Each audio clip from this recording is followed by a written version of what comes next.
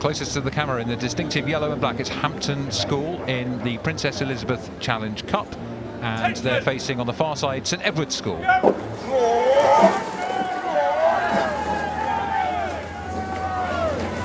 So this is probably going to be a tough one for Hampton. St Edward's, the winners of the National Schools Regatta recently, although there was a crosswind that means we're not quite sure of exactly the pace between the top crews there. Hampton weren't quite in that pack, were they, Fergus? No, there's been all sorts of talk about this crosswind at the National Schools Regatta that was blowing across Dorney Lake. People saying, well, it means this, it means that. Well, quite frankly, it means that coming into this, St Edward's Teddies are the national champions, arguably the crew to beat. They haven't raced a huge amount since then, but they're coming in National Schools winners and are, the crew to beat in the Princess Elizabeth Challenge Cup. So Hampton have to rise to the challenge, and they really need to do everything they can to stay on terms with St Edward's for as long as possible. Got to have that Hampton determination, the leg drive that the school was famous for so long, coached by Colin Greenaway, himself a former international rower. Here's Hampton, the yellow and black. Will they be able to make a bee sting on St Edward's, as St Edward's are really pushing to get an early break contact early in the race. St Edward's will want to be getting clear early and then being able to sort of take a conservation approach to the second half of the race, and that looks what's happening here as we move down the track towards the halfway mark. Yeah, they put together a cracking race to go out and beat the German national champions by nearly 3 lengths. Hampton yesterday went out, they beat Abingdon School by 3 lengths. That was a great result for Hampton, terrible result for Abingdon. But here they are, Hampton, at the on the losing end of a race against St Edward's School, which Teddies will be feeling very comfortable at this stage.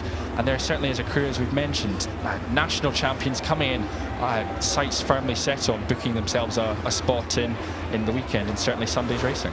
So coached by Olympian and world medalist Johnny Singfield, somebody I rode with as a junior and senior international, really strong technical rower, and you can see that in his crews. It's been lovely to watch that. As we look down the course live, we can see that the commanding position of St Edward's means that they've been able to drop their stroke rate, conserve their energy.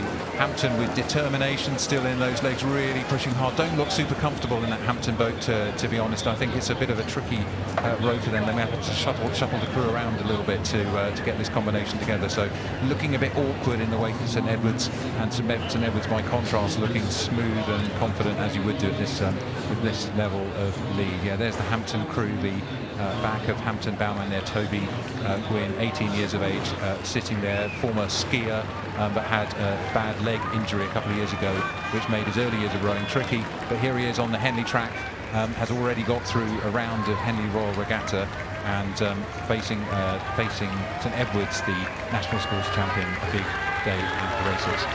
Yeah, Hampton School 10th at the Schools Head of the River Championship 8. They were then 12th at the National Schools Regatta. Came back, they won the likes of the Junior 8s at Bedford Regatta, and have put together some decent results at the Marlow as we're building into this, but no match for St Edward's School, who are certainly rising back up right to the very tops of schoolboy rowing.